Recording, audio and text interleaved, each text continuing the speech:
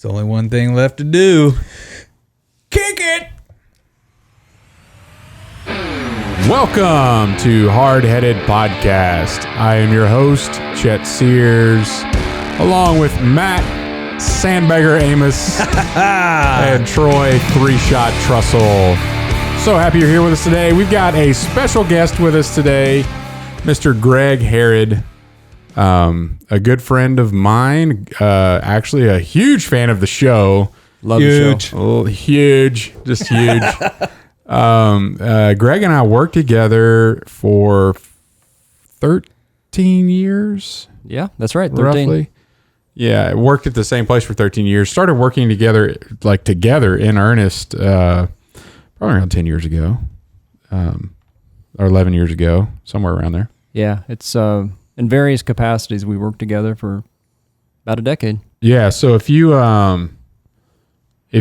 consider, like, if you have a long career at a specific place, and then you've got people that you're closer to than others, and the one person that you can go in their office and just like vent, like Greg was that guy for me, so You venting? I can't imagine. Yeah, like I got something to say, and if I did, I'd probably get fired, so I'm just gonna go tell Greg. Yeah, that worked out pretty well. Yeah. Oh, that's pretty funny. No, I mean, it was a reciprocal relationship. Yeah. Yes, it was. So Greg and I actually got into podcasting together at that company. We had a book that we really liked and we wished people would read, and so we bought a whole bunch of copies of the book, and not a whole lot of people were reading it. And then so we said, well, how can we get this out more? And we had a big organization that was multi-sites across a couple different countries, and so we decided to start podcasting. So one of the funnier conversations I ever had with an individual was like, "Hey, Greg, I got an idea," and he's like, "What?" And I was like, "We're gonna start podcasting together." And he's like, "What?" And I'm like, "Yeah, we're gonna get some microphones and sit down and start recording. I think I got this thing figured out." And he's like, "Well, who?" And I'm like, "You and me." And he's like, "What?" Like, I don't think this is the thing. Yeah. The challenge of that was we had just been working through this. It was the Kansas Leadership Center, the book, Your Leadership Edge. And part of that book talks about getting comfortable with being uncomfortable.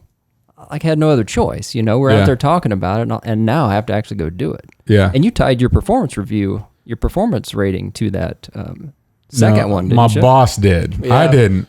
But yeah, so we had, we put out 30 episodes in that first season, and then it was received very well. And then my boss is like, "So, just so you know, it's in your goal for next year that you have to do another, do this, keep doing this." And I'm like, Another 30 episodes. Well, another season. And then, we take some liberties with how many episodes are in a season. But yeah. And Chet, it's interesting because until then, or maybe just slightly before then, I wasn't a podcast listener. Yeah. So I really didn't know that much about it. And I think Art of Manliness, was one of the very first ones that you turned me on to, really. Brett McKay, is that right? Yep. Yeah, really good podcast. And I started listening a little bit, and you made the comment. Do you remember telling me when I was talking with you about it, about how people would walk up? Yeah. Yeah, talk about that. I would just walk up and say, so at that case, we were recording, I don't know how far in advance, but you'd be in the moment and talk. And then, I had to do a lot of editing. There were several things I didn't like about the way I talked, and there's, pauses and, we got to take that out. So a lot of editing, and then we ended up would release it, and somebody else, we had somebody else on our team that would actually send them out and distribute it. So weeks would go by, and then you'd just be walking around the office, and somebody's like, "Well, yeah, that thing, I think you should do such and such." And I'm like, "What are you talking about?" But they had just listened to me say it, at their desk listening to the podcast. I'm like, "I have no clue what you're talking about." And so it was really hard to keep up with, well, what just released? What is everybody thinking about Greg and I's, a conversation that we just had to them, but that's months old for us. We don't even know. So, and it's interesting that I have a similar experience. I walk in here, and Matt, I think I met you one time when Chet and I worked together. Yep. Out the plant, right? And I feel like I know a lot about what's going on in your life because I'm listening to all your episodes. Yeah. They've both been good. So Greg, and this is kind of just interesting information for you guys. He's got a list of podcasts that he listens to based on when they release and his dog walking routine. So he's got 2 dogs that are apparently digging up your new yard. We talked about that, didn't we? And but yeah, so he'll go walk the dogs and listen to so I'll typically, if something happened funny or whatever, or there's something that Greg thinks is funny, he's just gonna needle me on it. It's typically while he's walking the dogs listening to our podcast. And I don't know about the rest of your listeners, but you guys are my Friday routine. So a lot of the podcasts I listen to, they're about a little more focused on, business or, a little more intense. And when I kick you guys on, take off on my Friday walk, it's just fun to sit and listen to you guys. It feels like I'm sitting in the room with you and I'm walking the dogs on a Friday, kind of decompressing. So yeah, I appreciate what you're doing. And here you are sitting in the room with us. Sitting in the room. Yeah. And you just said kick us off, I believe. It was a form of kick it. I like that. Yeah. I like that a lot. Which we put so much thought into that, That's right. Like, literally the first time. So much we don't never planned that just sticks around. It's good. Yeah, it's crazy. So one of the things one of the reasons you're on actually, Greg, is so we've done a lot, and you kind of see our listeners can understand that when we see something's valuable, we try to propagate it wherever we could inside the company that we worked for. And I think you have taken that to another level. So you are not only engaged with where you work, but you started kind of picking up a side gig of, I find these tools to be very valuable to me in being a part of a business. And I'm going to start seeing what I could do to help other people. So you started soaking everything up. Like you said, the other podcasts you listen to are actually, really focused on improving the way that you, run a business, or improving the way that you interact with people at work, or, and you're like, well, hey, I've got some skills that I've learned along the way. So I want to be a part of that network where people can get information. And you started out blogging. I think that's what it's called. That's what it's called. Yeah. But when you put words and then you put it on a website, A web, like a log of words on the web. a Blog. Yeah. You But got that right. and then from that you are probably coinciding with that. You have a weekly email distribution that goes out with skill sets, how to be more effective with your communication, how to write better emails, which means shorter emails. And Matt, It's his favorite form of communication. He said that on the show. Favorite. Text and email. Yeah. But then you've got some exciting thing coming down the pipe. I do, yeah. And so have narrowed down, not just overall business improvement, but what you've really focused on and what you're really good at is connecting people. So I have, like, if we're talking about, hey, such and such, well, do you know so-and-so? Have you, here, I'm going to send an email and copy them just to introduce you to you, like really big on connecting people, really big on mobilizing people. So you need all of these tools so that you can do more, or to be more effective, or you could be more successful, and then actually delivering results. It doesn't matter if things aren't improving. So you've kind of taken those 3 areas, connect, mobilize, and deliver, and are packaging up a brand new podcast. Yeah, launching on July 29th. Pretty excited about it.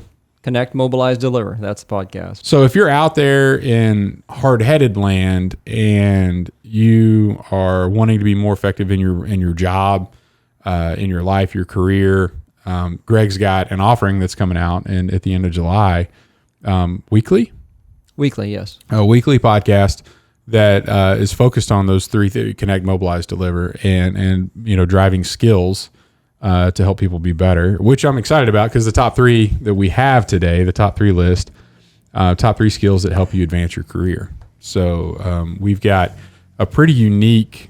I'm excited about just kind of sharing this because Troy, being an entrepreneur, completely different from my experience of working in the corporate world, and Matt being a military guy, and having a career in the military, and then Greg and I kind of working in the corporate world. However, Greg's from Howard, Kansas.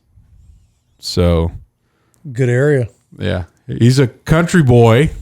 That's pretty country. Yeah, It's not as small as Longton Not as small. or Elk Falls. or you But get- I was not born there, and I didn't grow up there. but that's where he chooses to spend most of his That's recreation that's where time. I like to spend most of my time. Yeah. Do you ever stop at the what is it? The Tasty? It's not a Tasty Freeze. What is it in Howard? Toots, man. Toots Drive-In. Yeah, man, I've been there. Have you? Yeah, I've had burger there twice. Yeah, you stopped with the family when you came out. Yep. Yeah. And then Howard, Kansas, Toots Drive-In. Is that what it's Toots called? Drive-In. My grandparents were the second owner of that, if I have it right. 1955 was when it started. Yeah. And then they were the second owner.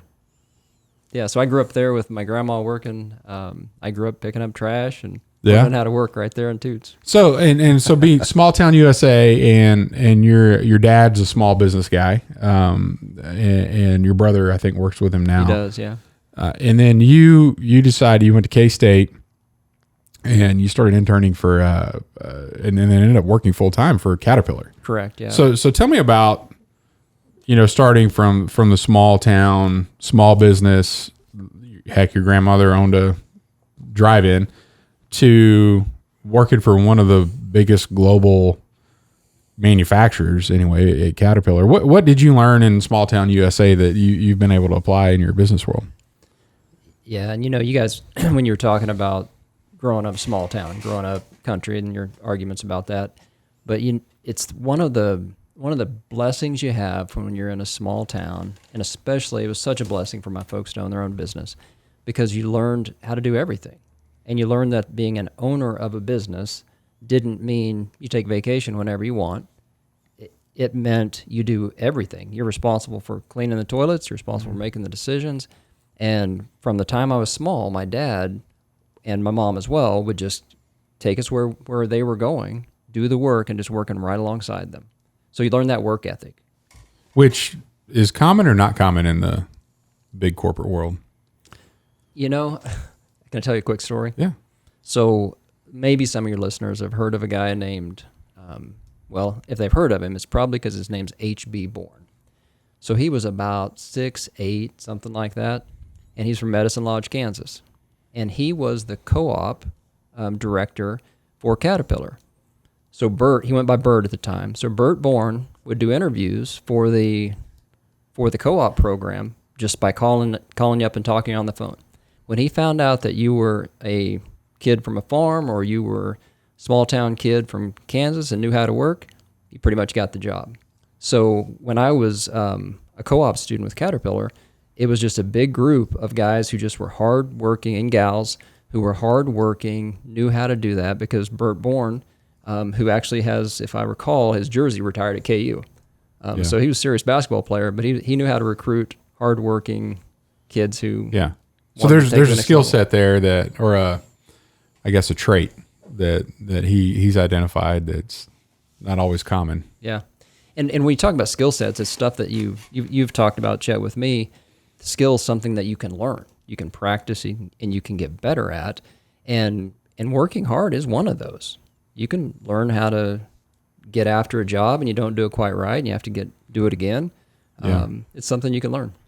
So one of the things that I think is hilarious about Greg and I being pretty close coworkers is that we're wired differently, a lot differently. Like Greg is this very detail-oriented, plan, spreadsheet, map everything out, think about every angle, and I'm not as like that at all, which was kind of funny when we launched the podcast, internal. He's like, so are we going to write out everything that we're going to say before we record? I'm like, no.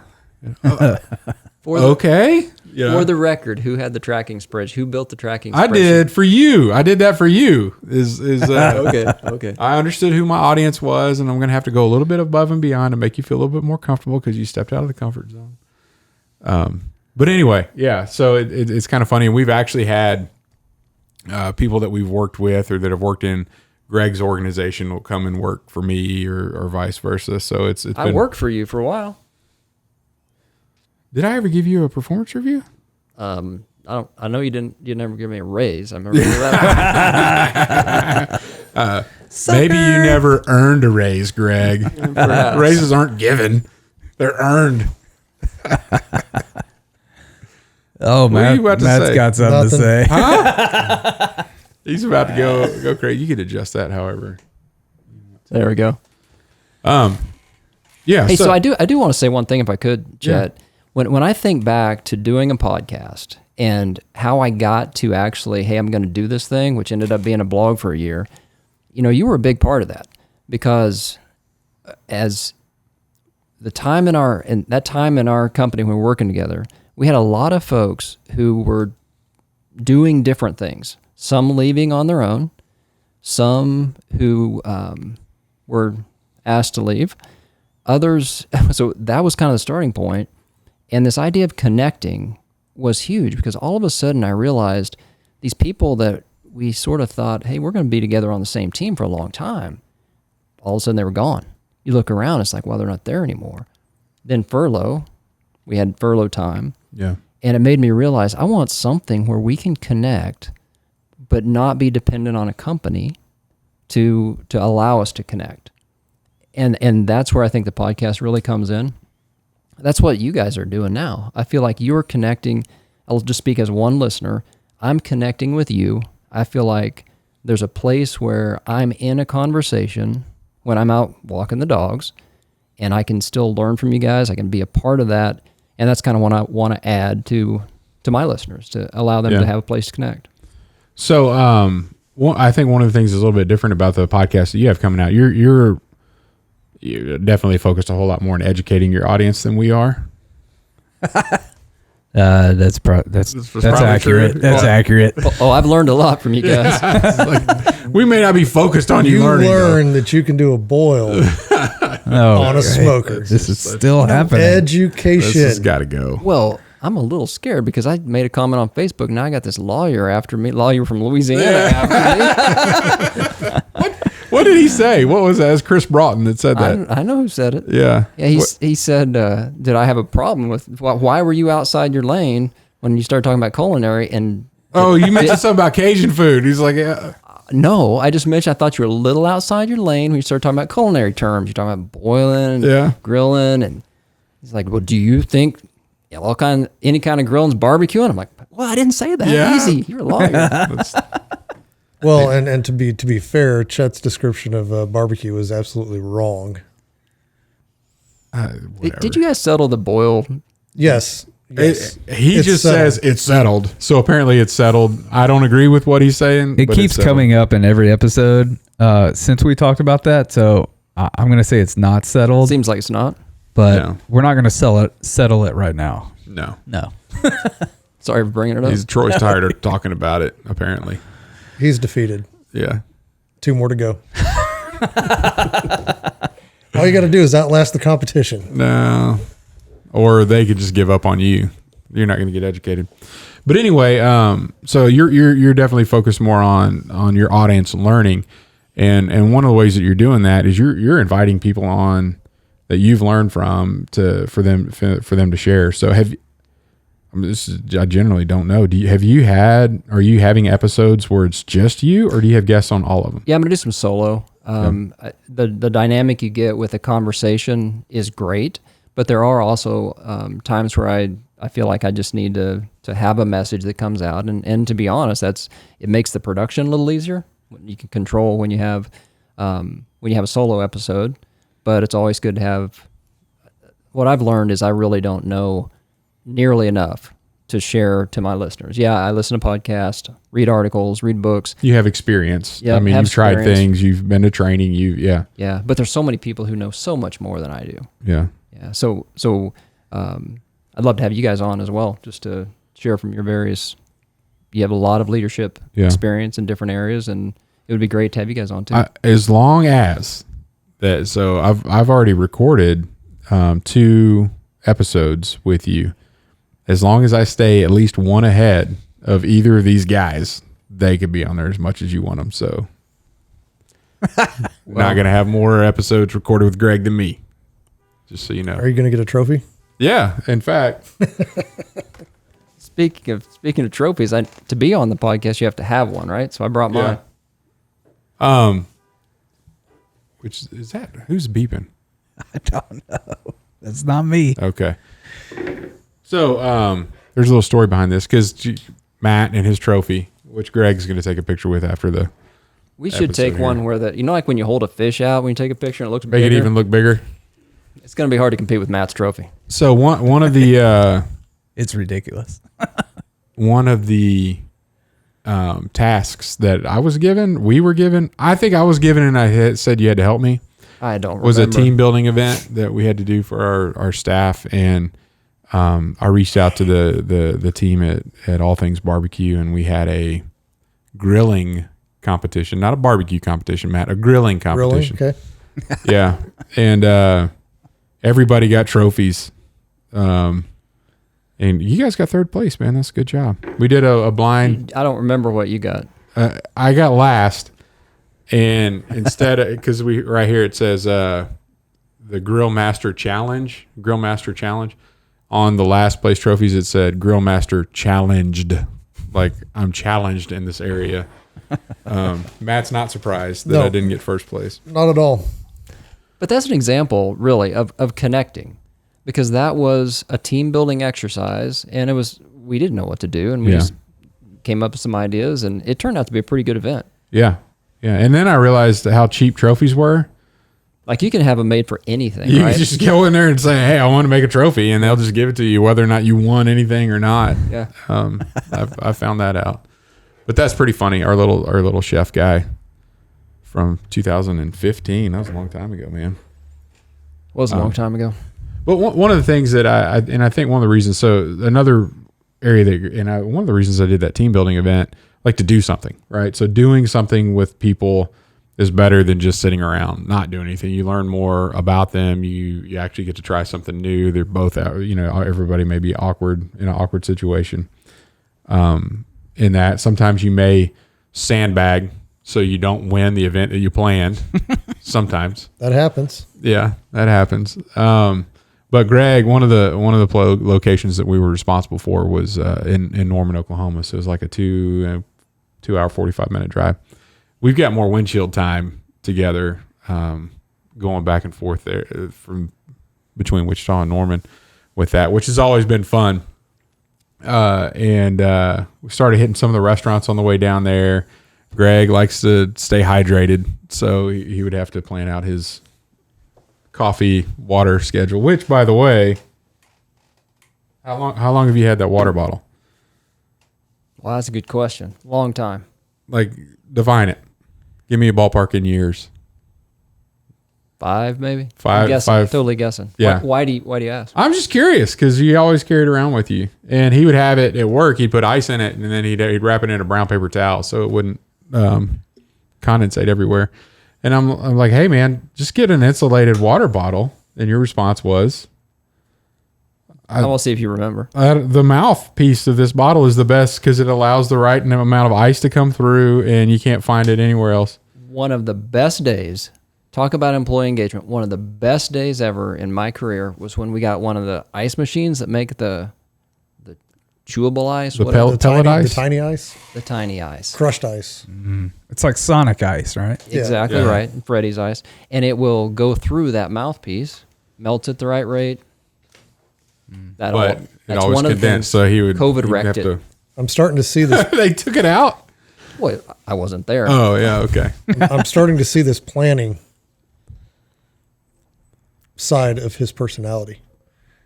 Picking up on that, Matt. Yeah? Every detail. Yes. Yep. The water bottle is perfect. The ice is perfect. It comes through perfect. There's a purpose for everything.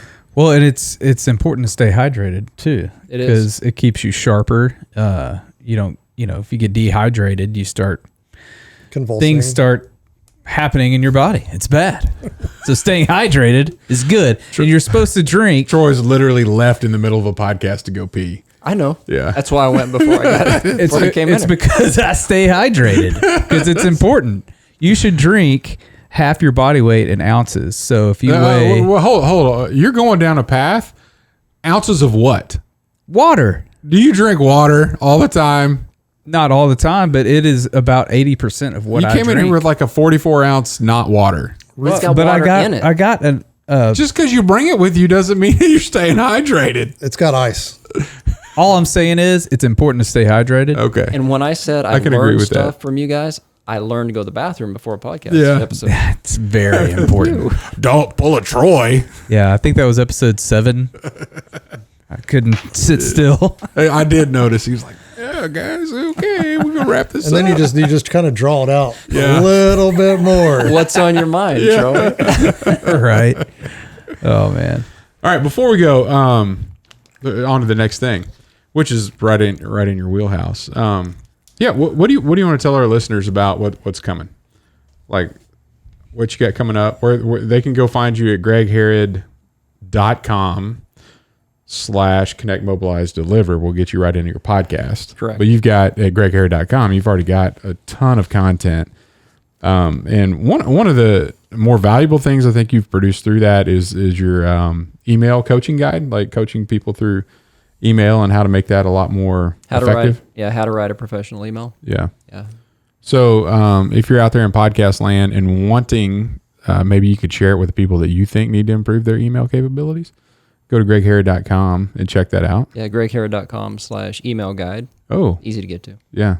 So Yeah, if you just get to gregharrod.com and it's Greg with 2 G's. I once had somebody ask me if it was Greg with 1 G, and I said, you can't do Greg with 1 G. can't do. That's Greg. Right. And they said, at the end. I'm like, oh, okay, yeah, then 2.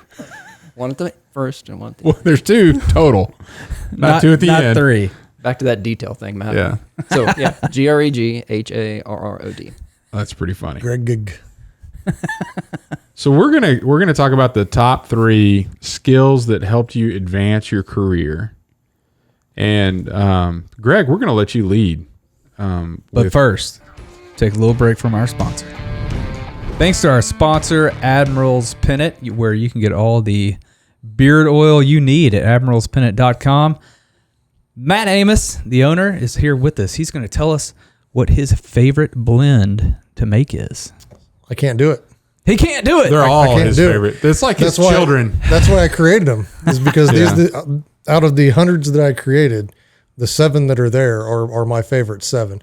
And a lot of people ask, why haven't you gotten into beard butters and mustache waxes and all this kind of stuff? And started creating, and I was like, man, I cannot create anything better than what's out there on the market when it comes to that kind of stuff. Just because for whatever reason, I'm not good at making that. But the oils, You got that down. I've got that down, and that's why those are there. Because But if I didn't think they weren't the best, I wouldn't put them out there. Hints of patchouli, sandalwood, cedar, fir. I mean, Tea tree. There's so many different options that you have. Go to admiralspennant.com, check them out. And if you are not a bearded individual, you know somebody who is. Why don't you buy some for them? And 7 is the perfect number. Word. And welcome back. Thank you to our sponsor, Admiral's Pennant, for that wonderful commercial. It's fantastic.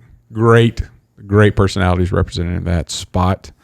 Top 3 skills that helped you advance your career, Greg, in any order that you would like. Well, In any order that you would like. It would be crazy if somebody started it too. Yeah. Absolutely crazy. Troy would probably go nuts. yeah. Unheard of. Yeah. So in a shameless plug for my podcast, Connect, Mobilize, and Deliver, can you guess what 3 skills I'm going to go to? Man, maybe those. I'll let you guess, Troy. Deliver, mobilize, and then connect. 3, 2, 1. I'm going to say number 1. I'm just going to guess. Number 1 is connect. I don't know. What's the most important one? Well, they're all important. And Okay. let me tell you why. But I am going to start in the order that helps people remember it. So we'll start with Alphabetical. Number 3. Is that right? Connect. So we talk about skills that have helped in the career. And really connecting is essential in my mind. It's about connecting with people, being able to get to know people, connect with them in that way, connecting people to people. So if you can help, as you said earlier, if you can help get a person connected with someone else who can help them, You're helping other people. And I should have said earlier with the podcast, it's all about leading with kindness and confidence as well. So there's this gap, in my opinion, of folks who think you can't be a kind leader and be successful. But Chet, you've proven that. I know the way you guys live your life, you're proving that as well, that you don't have to be a jerk to get results. You can lead with kindness, and then you can be confident in it. So that connecting is about helping other people, serving your team. But it's also about connecting people to resources or opportunities. So I think I'm following the path that you guys do, where I've maybe put 5 into 1. Yes. Is that right? That's not all of us follow that, but that's Chet's deal. No. Yeah, so you Chet always has you got your honorable mentions. mention. Yeah. I'm not the only one. Pretty much. No, every time I do it, you have to throw in some. So I'll just get you back on track. Sorry. So connect, mobilize, deliver, Yes. and then honorable mentions, lead with kindness, and No. Connect with all kinds of varieties of connecting. okay, So that's still number 3. yeah, And then mobilize. And that's a bit of a borrow from the Kansas Leadership Center, because they talk about mobilizing people to do hard work. And that's about bringing people together. So that's whether you're leading a meeting or you're sending an email, as we talked about. It's about getting those people. It's one thing to connect with people, and yeah, we like each other, but you still got to get them moving in the right direction. right, And so number 2 for me would be mobilizing. And those are all great, but if you don't deliver results, you're not going to have an opportunity to have your job. You know, your career is about delivering results in some form. And that's not just at a business. That's if you're a coach or if you're a leader of an organization, you're there for a reason. yeah, So you got to get it over the goal line. You know, you got to done. You got to define what done is and then get it done. yeah. So I would go with connect, mobilize, and deliver in a shameless plug. Sweet. Shameless plug for the podcast, Connect, Mobilize, and Deliver. I like Hosted it. by Greg Harrod. I'm a fan. Matt, top 3, man. Top 3.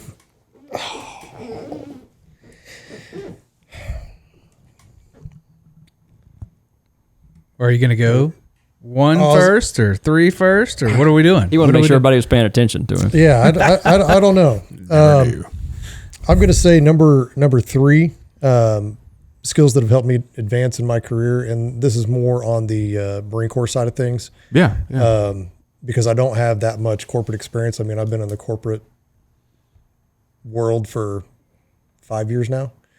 But decisiveness, being a leader and being decisive, whether that decision is wrong,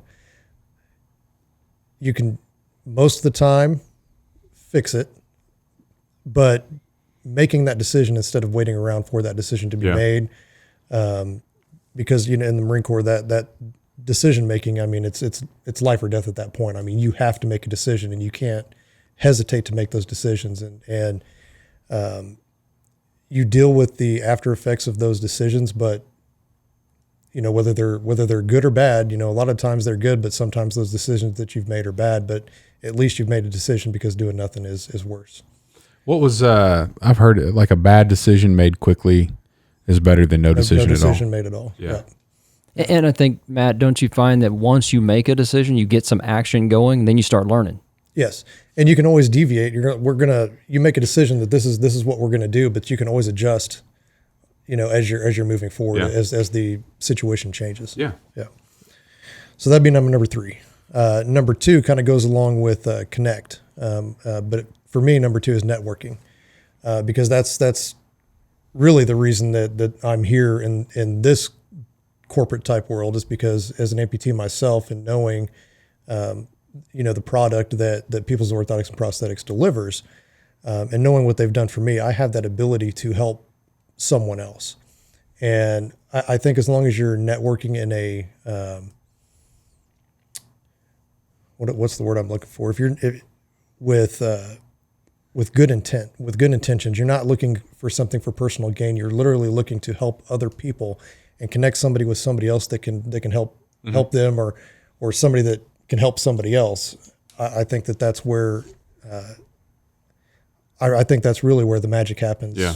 Anywhere, because it's so weird, just because I know, you know, being able to travel around and meet so many different people, and knowing people in various industries, you know, and say, oh man, this guy might be able to help this guy, and then, introducing guys like, Steve to Wounded War Outdoors, to where I know that, he comes on these trips and he can see somebody that may not be walking real well or maybe having issues, and bam, he can solve it for them right there, at least, temporarily. So, and let them know that it could be better. Yeah. And so networking's got me, a long way, because I'm not the smartest guy out there, but I know a lot of people and I can connect. Yeah. I can connect those people. I got a funny story about that, militarily speaking, from a networking perspective. My dad was in communications in the Air Force, active duty, and he spent a lot of time in Turkey, temporary duty, not like stationed at a base, but like on hilltops, and was part of the introduction of satellite communication to the military. Like, he ran experiments, and like the satellite receivers were truck mounted, like huge things. And he found a way to, it was required, like he had to do a test every 24 hours on the equipment to make sure it was working. And so he was stationed out of Tampa, at Air Force Base in Tampa, but spent most of 2 years while my mom and my sister lived in Tampa. I wasn't born yet. He was in Turkey, Cold War type stuff and whatever. But what he was doing was allowing the test to be, to make sure all the equipment was working, was calling back to his team in Tampa. And then that guy would operate a switchboard. So everybody on his team that was deployed, he would rotate, every day. It was a different person, but would be able to talk to their spouse, which, back in the early 70s, if you're deployed, you're not talking to anybody. Like, it's snail mail. That was it. There's no way for phone calls, it was just, that was it. And so everybody on his team had the ability to talk to their wife, and it turned out to be like every 8 days or whatever that they would come back around. And of course, there's a guy in the truck that's doing the thing. And so, like my mom was talking about, she had to learn how to do over after the statement so they could switch it back and do the communication. Well, anyway, there was some like a full bird colonel that was coming through, checking on everything that's there, and kind of just started talking. And my dad it one of those moments where it was just him and my dad, and it's like, hey, how are things going? And they didn't know each other too well, but he's like, man, it's been a rough go. My wife's, we were dealing with some stuff at home and such. And guy kind of opened up to my dad. My dad's like, you want to talk to her? And he's like, yeah, that'd be nice. If I can. He's like, no, really, you want to talk to her right now? And he's like, what are you talking about? And he's like, well, I'm required to do a radio test, the satellite radio test every 24 hours. We haven't done the test yet today. We can do this test and perform it by, call so-and-so back at the base through the satellite, and then he could dial your home phone up and you can talk to your wife right now. And so he was like, oh my gosh, I can't believe this. Did it. And he was like, oh, so appreciative of it. I see how you're bending the rules to do this, but fast forward like a decade later, guy's a general, and there's something going on. My dad's, I'm alive. We're living in Japan. There's something going on that's not so great with one of my dad's superiors and some conflict that's there. And general got called in, and this guy was trying to come down real hard on my dad about some situation, and to the general. And he's like, Chief Sears? And he's like, yeah. Oh no, he's good. Like, I think you're the problem. In fact, they were going to go fly off somewhere on some helicopter to go check on something. He's in fact, I want Chief to be with me. So you just sit here. Like, they were going on this dog and pony show, and he like literally told the guys, like, your seat just got given up to this guy, all because of the networking. Hey, I'm gonna be nice. There's an opportunity here. I could see that I could help you. And 10 years later, that comes around and turned out to be a really big thing for my dad in that situation. And he had admiration and respect, and was already had a good word with the guy that he needed a good word with, just because he was nice. It's nice when those situations work out in your favor. Exactly.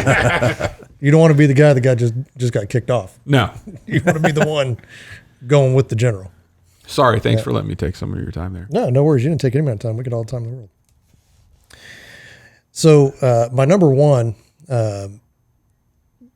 goes back to pretty much everything that the Marine Corps focused on. And in the Marine Corps, and I still maintain to this day, the best leadership course that I've ever been to was Infantry Squad Leaders course in the United States Marine Corps. And I came out of that course, it's, I forget, I think it's a month and a half long. But you are trained to be that leader of that squad. And even in boot camp, you know, the entire Marine Corps is basically a leadership course, and they really focus, because the Marine Corps heavily focuses on small unit leadership. And so, you know, whether you're that, you know, team leader that's controlling 4 guys, or the squad leader that's running it, or the platoon sergeant's running the whole platoon, and I'm speaking specifically for the enlisted side, but they focus very, very heavily on leadership. And matter of fact, in boot camp, you learn the 14 leadership traits of the Marine Corps, and they have an acronym for that. And it's called JJ Did Tie Buckle. And those 14 leadership traits, and you used to have to, I mean, you had to rattle them off. You know, Yeah. I've been out for a while, so I wrote them down. But they're judgment, justice, decisiveness, integrity, dependability, tact, initiative, enthusiasm, bearing, unselfishness, courage, knowledge, loyalty, and endurance. And to me, on that list of 14 leadership traits, I think the number one for me is integrity, and that's integrity has gotten me a lot farther than any of those other on the top 2 or my top 3. Mm-hmm. Because if you have integrity and people know that you have integrity, they know that they can trust you, and having that trust builds confidence, and then that confidence in you put you in positions to where you can lead and advance yourself, because the leadership knows that they can trust you. Can I ask you a question? Yeah. I'm curious.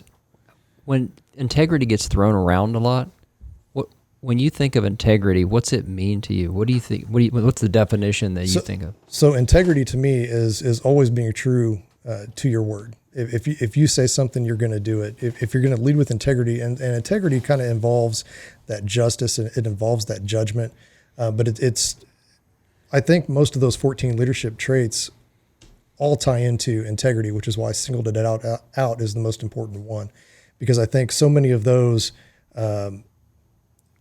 fall under integrity. And, you know, integrity is also maintaining your morals and sticking to those, no matter, you know, what might happen. You know, you might be in a really bad situation, or, you know, you may be in the business world, you may be in a negotiation or something like that, and you're like, you know, I kind of fudge this just a little bit to get the sale, or to get things going my way. But I think if you maintain your integrity and go forward knowing that, hey, I'm not going to compromise any of my values, I'm not going to compromise any of my morals, and I'm going to go forward and do this to the best of my ability, whether it works out or not. You know, it may be that, hey, you know, I'm the guy that screwed up. I'm going to have integrity, and I'm going to stand up and say, hey, I messed up, I screwed up. I'm going to take my licks and keep on going. And, you know, with those 14 leadership traits, it doesn't matter where you are in the corporate world. It doesn't matter where you are in business. You can be the lowest guy on the totem pole, but if you're exemplifying these 14 leadership traits, most importantly, I believe integrity, you're making your team so much better, and then obviously that's going to help you advance as well, and it's going to help your team advance. Yeah. And so that's why integrity is number one for me. It sounded like there's 14 you slipped, or extra 13 you slipped in there. If somebody's keeping score, you had the most add-ons ever. I think so. 14 plus 1. 15. Yeah, 14 plus 1. Networking's not in the 14 leadership traits. Okay. Nice job. Troy, top 3, man. All right. Skills that helped you advance your career. So in my career, started out in graphic design, and so number 3 for me would be web development skills. Ooh. Started out in graphic design, very quickly working for an ad agency, got thrown into web development. It's a skill that is just ever changing, on and on and on, and that skill alone is what brought me, or didn't bring me to Wichita, but it helped me get my first job when I moved to Wichita, because I was a web developer, and so that was a good skill for me. Hey, can I ask a question about that? Oh, absolutely. So I'm not trying to bait you into adding a bunch, but when you think about web developing, doesn't that encompass like all these other things? I mean, for people who don't develop websites, there's a ton packed into that, isn't there? Yeah, there's a little bit of code writing. There's design, just knowing different programs and how to put them all together. And so it's like piece saying it all together. playing baseball. Well, there's a whole lot of skills inside of playing baseball. Yeah. And you're better at some than others. And yeah, so yeah, a lot to go in that. And then number 2, kind of 2 in 1, is a camera operator and editor. So I quickly learned doing design and web development. I was good at it, but I wasn't as skilled as I was behind a camera and editing and putting things together. And I've been doing that for 17 years now, behind a camera, filming and editing things. And that's always a skill that can be, honed and just made better always. So, how do you get better at doing something like that though? Do you just do more of it, or do you like look out and try to find people that are doing different things and mimic them? Or well, you want to find out what everybody's doing and try to be as good or better than they are doing it.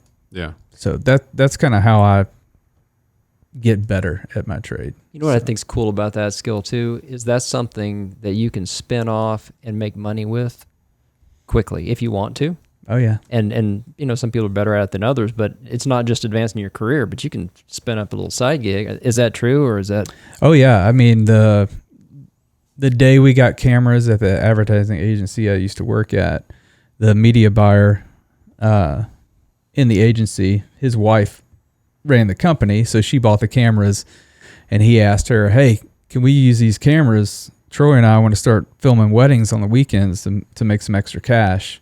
She was like, "Absolutely." So, yeah, the first week we had cameras, we were on the internet or emailing people, or I don't even remember how we got our first wedding gigs, but yeah. Back then, like 2004. Carrier pigeon. So Chet, I'm thinking about, when you've been in, you use the word corporate, Matt, when you're in a big organization, sometimes that answer is no. Yeah, we can't afford that. But what I love about that is I bet she was thinking you're going to get way better at those skills, and you're doing training for this job as you make money. As you make money out there. That's with awesome. their equipment. Yeah. So quick story about that. This past year during COVID and all that, I decided with my business Trussell Media that I wasn't going to shoot any more weddings. So I decided if I get any inquiries in 2022, I'm just going to turn them down, refer them to some of my friends that shoot weddings. Well, those same agency owners, still good friends of mine, Bill and Cindy Smith, their daughter is getting married this September. And they have hired me to come down to Louisiana and shoot the wedding. And it will be the second to last wedding I ever shoot in my career. 17 years. Maybe. Yeah, I'm pretty sure it's going to be the second What to if last one of your nieces is like, Uncle Troy? I will have a wonderful videographer come shoot that wedding. Yeah. At least edit it, maybe? No. So for a Louisiana wedding, will they have a boil? I don't know what is going to be on the menu, but probably not, just from the mess that you would make with all your fancy wedding clothes. Yeah, probably not. But I have been to some southern weddings where they've had shrimp cocktail and lobsters, and I've seen it all. Yeah, so and number 1 is a skill that I'm still honing and working on that was actually brought to my attention recently by a business coach that I'm linked with. So as a business owner, it's hard to take off certain hats that you wear because you have to wear so many different hats when you're running your own business. And in a videography business like mine, I get so focused in and stuck on the production side. So I'm wearing my production hat a lot, editing, shooting, all that stuff. So But I have to take it off, put on my financing hat, take it off, put on my sales hat. But I never even really thought that I need to take those hats off and put on my business owner hat. And so that was kind of brought to my attention, and he was kind of explaining it to me, showing me on a graph, like, if you don't ever step out of these roles and become the owner and tell the other roles what they need to be doing and focusing on in your business, you're never going to get ahead, because you're always going to be stuck spinning your wheels doing these different things. And when he showed me that and told me that, like, it was eye-opening for me in my business. And this happened recently, probably 3 months ago. And I've seen growth in those 3 months in my business just by changing that one little aspect. Focusing on your business instead of just focusing on editing and instead of just focusing shooting, on the production, focusing on the business as a whole. Yeah. So yeah, and that's just something that I have to keep reminding myself about and going back to that. So yeah, definitely number one for me. Sweet. All right. I'll start with number. He's going number two. I can just feel it. I'll go with number 3. And these aren't necessarily in a specific outranking order. Modesty, humility. And I think, knowing that, like, believing and knowing that you're in the room and the other people in the room with you have something that you need, that you don't know. And so I can listen and learn something. I'm, most of my career, I was in leadership in some form or fashion, person in position of authority, or trying to motivate folks to do stuff. And, so to go in the room and to genuinely come across as, I care about what you say. I'm not somebody that's way up here that knows all the answers, and I want your help. We're not going to be successful without your ideas. Has been a very valuable skill along the way. Number 2, data-backed boldness, which doesn't conflict with being humble or modest, but genuinely standing up and speaking to the things that need to be spoken to, which doesn't happen that much. And it's kind of funny, coaching people over the years, like, why didn't you, after a meeting, oh man, I can't believe, that guy said that and that wasn't true. And I'm like, well, why didn't you speak up?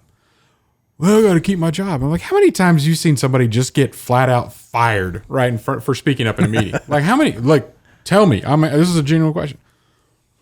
Never. Like, how many years you been working? 30. Okay. So we've established that you're just not going to get straight up canned for saying, hey, I've got a different, I've actually had some data that conflicts with what you just said, something along those lines. You're probably going to get to it. I'm just really curious about your qualifier, the data-backed boldness. So you can't just pop off, right? You need to know what you're talking about if you're going to speak up. And I can't remember where I talked about this before, but one of the first times, and I was early in my career, literally just an individual contributor at a plant. We had, 30 people in leadership, 30 on the salary, at a 250 employee plant, and had a plant manager that was really difficult to deal with. Everybody was having issues, and we did an annual employee survey, and the survey structured like, you take it between these dates, and between these dates, the survey results will be given to the leadership of the factory, and they have to have plans submitted by these dates. And those were published. And so everybody's like, well, this place stinks and this guy's ruining everything. And I'm like, well, put it in the survey. Like, they're asking you for feedback. Whatever question comes up, that would be an appropriate response. So then you should write it in there. Well, I'm not sticking my neck. I'm like, dude, it's all anonymous. Like, you can't even put your name on here if you wanted it to. Oh, well, so everybody, and I'm like, of the 30 of us that are there, like, these are 20 people that are saying this, like, and I'm like, well, this is our opportunity. So I was assuming that people were doing that. And, so survey was taken, those dates came up, and survey results were distributed. I actually saw some hard copies, in a binder laying on some of the leaders' desks. And so it was known that the results have been distributed. But the dates passed, right? Like nobody brought it up. And then we're getting towards the end of the window of when the plans had to be submitted of how they're going to improve it. The dates to hear the results passed, you're saying? Yeah, those are gone. I got you. And now we're approaching the dates of the leadership has to submit plans that they get feedback from the team on what we could do to improve in these areas. No mention of the survey since we took it. So we had a monthly staff meeting, and all 30 of us are sitting in the room. And at the end of every staff, anybody got any questions or whatever? And I'm like, yeah, I got a question. I'm like, well, okay, well, yeah, what? Like, where are the survey results? It's my understanding, based on the information we got from corporate, that you should have already shared them with us, and that you have to submit a plan, like by the end of next week. Did you get the results? Are you making up a plan without talking to us? And do you plan on ever sharing the results with us? And like, all my coworkers that were around, we're in a smaller room, so like we're standing. They just started backing up. Like, this guy's dying. There's lightning coming down out of somewhere, and it's over. But what that turned into was I'll teach you to speak up moment. Plant manager was like, well, we were just trying to figure out who could lead the efforts on pulling all the data together and and getting the team and finding out what we needed to do. And it looks like you just volunteered to do it, Chet. I'm like, what? I'm not wanting to volunteer for any of this. But he turned around, and that afternoon I got the binder of all the results of the detail that we weren't supposed to use. We were supposed to see a generalized employee results. I got the specific results, not like who said what, but like the verbatim comments, or not just the multiple choice answers. And I took it seriously and started down the journey of like, we're going to genuinely give some really good feedback to our leadership to say, this is what needs to be done to resolve this. And the number of people that immediately, I can't believe you did that. I can't believe you did that. I can't believe you spoke up. I wish I was that brave. I wish, but then I realized, number one, I took what I learned from that process and the detailed data that I got. I understood how employee surveys were taken, and I used this for the rest of my career, and actually led other teams, because this was easy getting good feedback from other surveys later in my career. But what was going to happen in that situation? Like, why wouldn't anybody speak up? The dates were communicated. Everybody knew what the expectations were, but everybody was content to just let it all pass because they were scared just to say, you said you were going to do this. And that's all I did. And then next thing you know, I had a whole other feather I could stick in my career profile on employee engagement. So don't leave us hanging. So how did it turn out? I mean, so you pulled all these results together. You got all this data. Did things change? I mean, how'd they, what's the next step? What happened? That's pretty interesting. Chet got fired. Yeah. When I pulled my level of people together, they were very honest. And when I started writing stuff down, they got very scared. Like, this is what needs to happen. Oh, this is what needs to happen. Well, let's do this. Don't want to. But and so realized that there were a lot of cowardly people that didn't want things to change. They were content with complaining. That's really interesting. And then I found that there were some leaders that really wanted some genuine ideas to help things get better. And then the individual that was causing all the pain ended up retiring a few months after some of that stuff was coming to light, because his leadership was starting to ask questions about some of the verbatim comments that were there. Yeah. So, yeah. But I did, human nature, I'll sit back and complain about it all day as long as my paycheck's coming in here. It's something that's a pastime, right? I don't want to do any hard work to fix all this stuff and make it better. I'd just rather complain about it. So, data backed. I wouldn't just get up there and say, you guys stink, it's leadership. I was like, no, here's the commitments that were rolled out that everybody's aware of. And then the number one, communication. That's a broad topic, but written, verbal, and not just verbal, like from a presentation perspective, but which I've found that has advanced my career quite a bit, being able to speak in front of groups and enjoy it, and it come across while you're on stage. But just communicating verbally one-on-one with people has advanced my career quite a bit as well. And a lot of that's just being honest in those conversations and not being afraid to put something out there that somebody may not want to hear. You're grinning too much. One of the things that I strive to be like you in this area. One where I think, okay, Chet does this really well, and I don't know how many times you've done it in this recording session. Storytelling. Yeah. So one form of communication that you're really good at is storytelling. Okay. And I think that connects people, and I think that gets their attention, and you weave in that data. But all about that communication, I think that's when I think what's Chet Sears do really well. Tell stories. When I talk about presentations as well, most everybody in the business world goes into like PowerPoints, but like I gave just with customer tours that we would have coming through the factory, probably 50 presentations a year to new groups of people that were coming in, and all of them without PowerPoint. Like I'm just me in front of a room talking, and I knew what I wanted to share, and you know nobody leaves a presentation saying, "Man, did you see that graph?" Like, whoa! Can I get the printout of that PowerPoint? It was awesome. Chet and I used to work the with bullet points on that page. Let me tell you, Chet and I used to work with this guy, and he was quiet. And the more he talked, the more you realized how much this guy had done and how much he knew. But one thing he would say, he said, we used to run entire companies without PowerPoints. Yeah. Like you don't need a PowerPoint to run a company.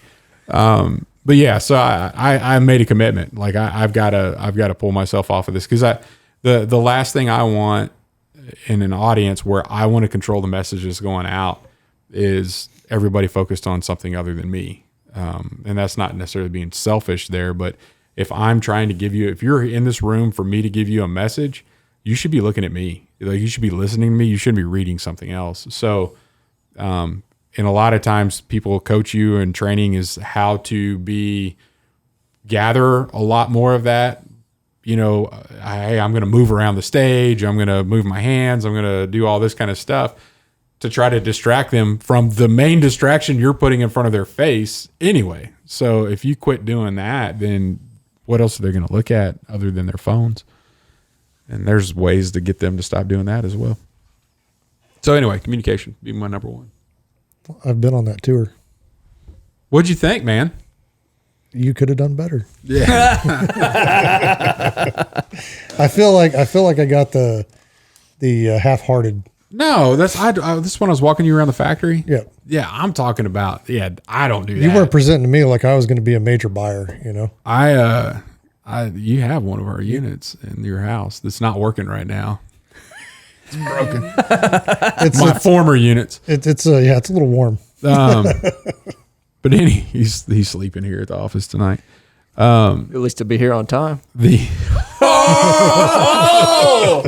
Shots fired! Shots fired! You mean was early? Awesome. Oh, look at this! I knew I was going to need some make amends. Yes. Yeah. Because I really Those are the jam right there. What are these called? Loft House cookies. Loft House cookies. Can we open them up? Yes, sure. I really wanted to ask Matt to tell us about his time in the Army and watch the look on his face. My time in the Army, it was real quick.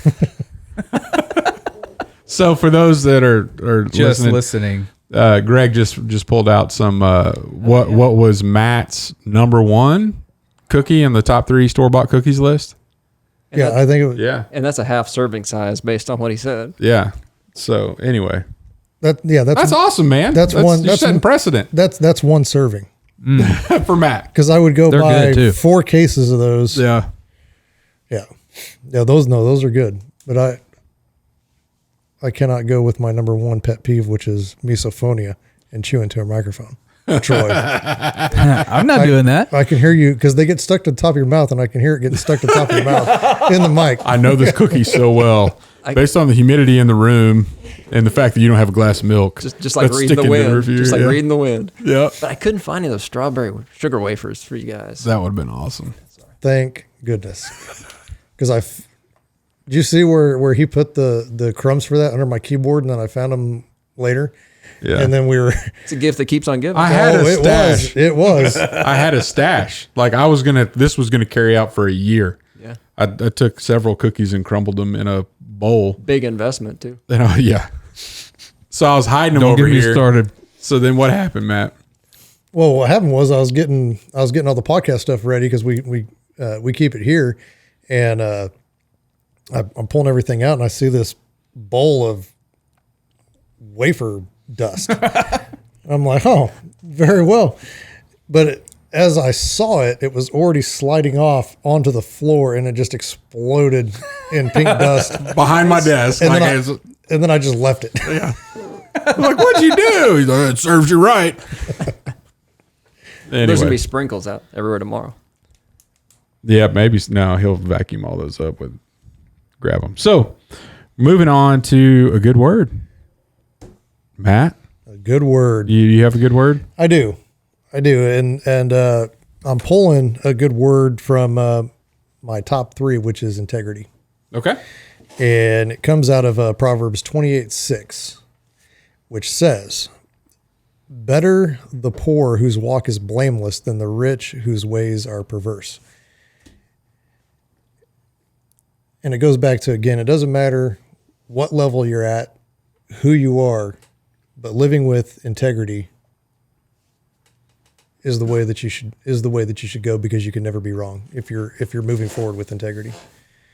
And there are so many verses that deal with. I just coughed. You all right over there? Are you choking on a sprinkle? I hope it takes you out.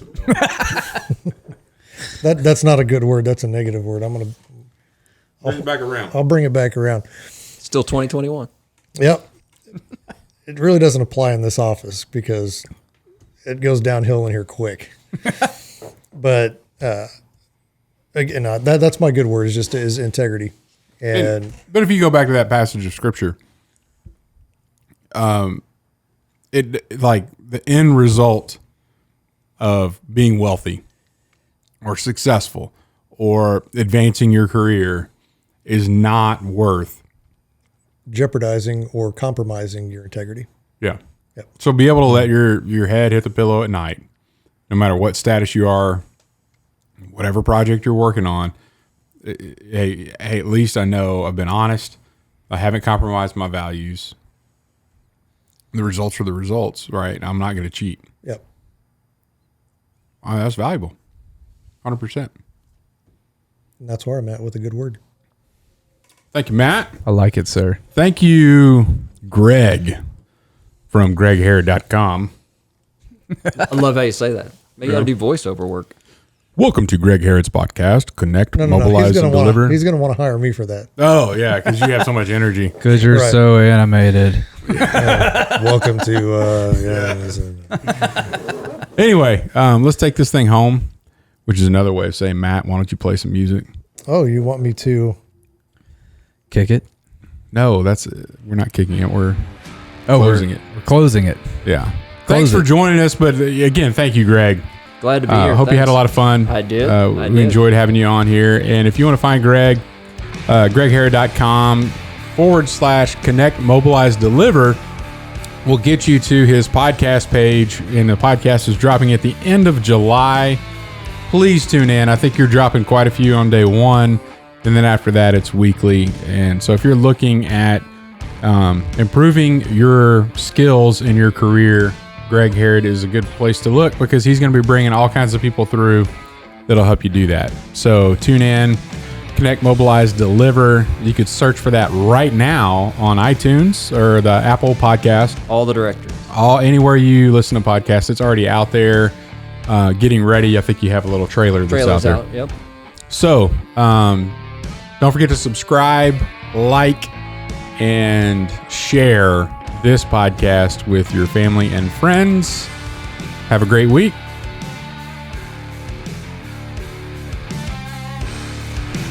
Did it already drop? Oh, yeah. Oh, okay. Yeah, you've been talking for like 5 minutes. We almost ran out. I'm sorry. No, you're not. Thank you, Greg. Man, that was fun. Thanks, guys. The cookie, I mean, taking care of us.